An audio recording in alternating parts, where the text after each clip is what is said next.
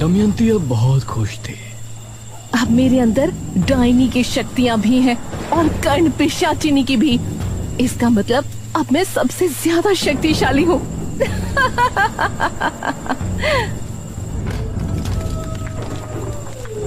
दमयंती ने राक्षसी देवी को प्रणाम किया और फिर राजा भीम सिंह के महल की तरफ चली गई।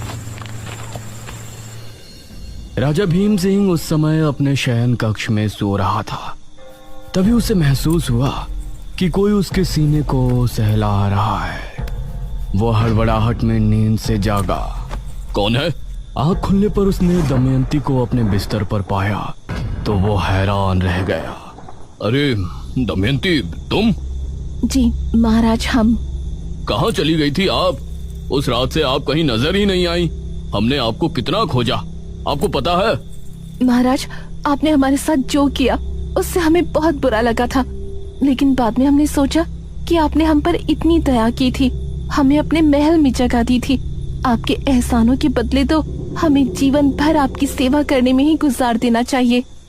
यह सुनकर राजा खुश हो गया।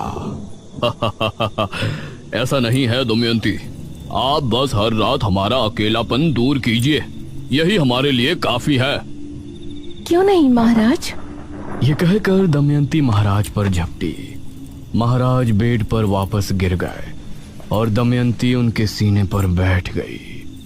वो महाराज के चेहरे पर प्यार से हाथ फेरने लगी। महाराज भी उसकी कमर पर हाथ फेर रहे थे और अपनी आंखें बंद करके उसके कोमल जिस्म का स्पर्श महसूस कर रहे थे। तभी दमयंती की आंखें लाल लाल चमक उठी। उसके नाखून लंबे होकर राजा के सीने में चुभने लगे। भीम सिंह ने जैसे ही आंखें खोली तो दमयंती का नया रूप देखकर वो हैरान रह गया। हटिए, कौन है आप? हम वही हैं महाराज, जिनको आप सदैव अपनी दासी बनाकर रखना चाहते हैं। करीब आइए ना। दमयंती ने अपना तेज पंजा राजा के सीने पर ऐसा चलाया कि अगले ही पल भीम सिंह का दिल दमयंती के हाथ में था।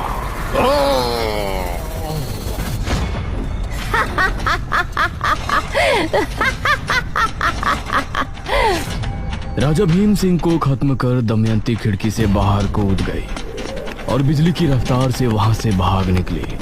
वो अब बहुत खुश थी। उसके बाद वो सीधा अपने माँ बाप के पास पहुंची।